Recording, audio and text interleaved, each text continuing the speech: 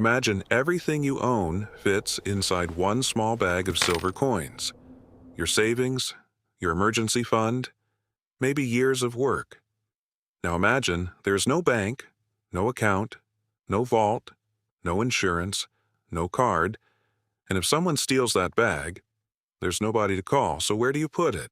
For thousands of years, that was a very real problem.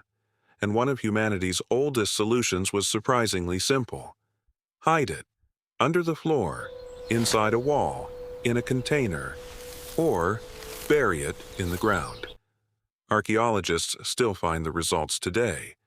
Ancient coin hoards have been discovered across Europe, the Mediterranean, and beyond. Some contain a handful of coins. Others contain enormous amounts of wealth. And in many cases, the most interesting question is not why someone buried the money, but why they never came back for it. One example comes from ancient Egypt. Archaeologists discovered more than 100 Ptolemaic coins inside a jar buried in a pit near a tomb at Thebes. The coins were probably not a normal burial offering. Researchers believe someone may have deliberately hidden them during a period of political unrest, and then never returned. Think about that. Someone more than 2,000 years ago had a plan. Hide the money. Wait until things become safer. Come back later. Except they didn't. Their emergency savings eventually became an archaeological discovery, and this was the fundamental weakness of hiding wealth yourself. A secret hiding place is only useful if you can return to it. You could forget exactly where you buried it. Someone could see you. Your house could burn. Your town could be attacked. You could be forced to leave, or you could simply die without telling anyone where the money was. Suddenly, hiding your entire fortune beneath the floorboards does not sound quite as secure. But keeping all of it on you wasn't much better. Coins were heavy. A large payment might mean physically carrying valuable metal through streets filled with people who could see exactly what you had. And the richer you became, the bigger the problem became. So, humans came up with another solution. Instead of hiding everything yourself, give it to someone or somewhere you trust.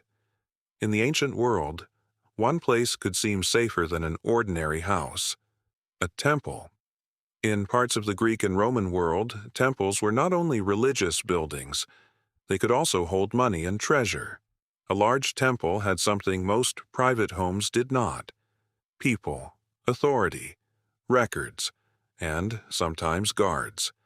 In Rome, some wealthy people deposited wealth in temples, while temples and other institutions could participate in activities that look surprisingly familiar today: holding deposits, making loans, and exchanging money.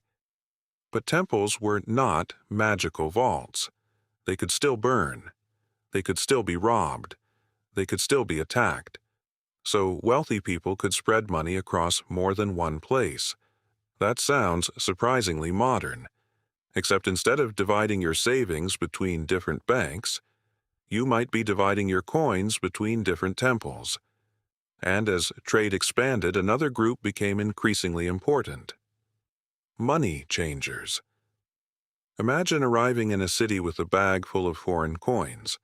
The metal might be valuable, but the local merchant may not trust the coin. Is it real?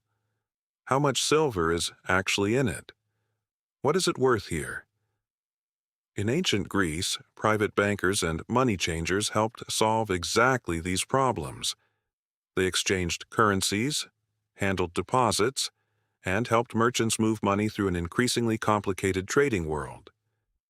The idea was changing. Your wealth no longer had to remain hidden under your own floor. Someone else could hold it for you. And once that happened, money started becoming something more than metal you personally guarded. But there was still one huge problem: trust.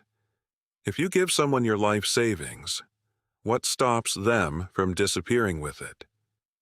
Before modern banking regulation, deposit insurance, and electronic records, trust was everything. And sometimes people learned that lesson the hard way. Jump forward to 17th century London. England still did not have the banking system we know today. But wealthy merchants had a problem that sounds very familiar. They needed somewhere safe to keep gold and silver. One answer was the goldsmith.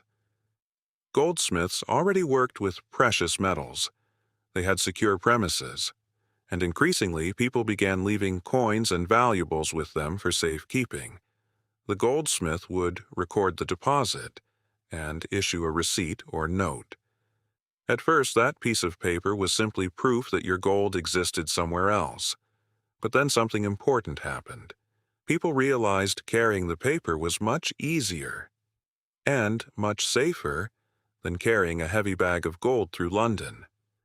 And those notes gradually began taking on a life of their own.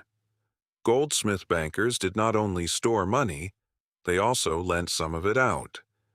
By the second half of the 17th century, London goldsmiths were performing activities that look very much like banking, accepting deposits, making loans, and issuing notes that could be used for payments.